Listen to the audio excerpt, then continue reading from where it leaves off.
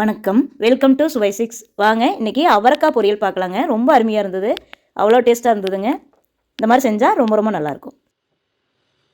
அவரைக்காய் வந்து சின்ன சின்னதாக அரிஞ்சு வச்சுக்கணுங்க. நல்லா கழுவிட்டு க்ளீன் பண்ணிட்டு அதுக்கப்புறம் இப்போ தாளிக்க போகிறோம். குக்கரில் தாங்க நான் எப்போவுமே செய்வேன். சூப்பராக இருக்கும், கரெக்டாக வெந்திருக்கும், அருமையாக இருக்கும். இப்போ வந்து எண்ணெய் ஊற்றிட்டு இது கூட கடுகு, சீரகம், உளுந்தம்பருப்பு, கடலைப்பருப்பு சேர்த்து தாளிச்சுக்கலாங்க. எப்போவுமே எங்கள் வீட்டில் பார்த்திங்கன்னா இந்த அவரைக்காய் தான் அதிகமாக இருக்கும். நாட்டு அவரைக்காயெல்லாம் கிடைச்சாதாங்க. இதில் கோயம்புத்தூரில் கிடைக்கிறது இந்த அவரைக்காய். எப்போயாவது ஊர்லேருந்து அந்த மாதிரி யாராவது ஓஸ் கொடுத்தாங்கன்னா அந்த மாதிரி வேறு அவரைக்காய் கொடுப்பாங்க. சாதத்தில் போட்டு பேசஞ்சு சாப்பிட்லாம், சைட் டிஷ்ஷாக வச்சு சாப்பிட்லாம், சூப்பராக இருக்கும். பார்த்திங்கன்னா 2 விசில் விடுவாங்க. எங்கள் குக்கரில் சீக்கிரம் வந்துடும். நீங்கள் குக்கரை பொறுத்து 1 விசில் கூட போதும். அந்த மாதிரி விட்டுக்குங்க. விட்டு எடுத்தோம்னா கொஞ்சம் தண்ணி இருக்கும். அது வற்றினதுக்கப்புறம் தேங்காய் துருவல் சேர்த்துக்கலாம். சப்ஸ்கிரைப் பண்ணி சப்போர்ட் பண்ணுங்கள். இன்னும் நிறைய ஈஸியான ரெசிபிஸ், டேஸ்டான ரெசிபிஸ் தொடர்ந்து பார்க்கலாங்க.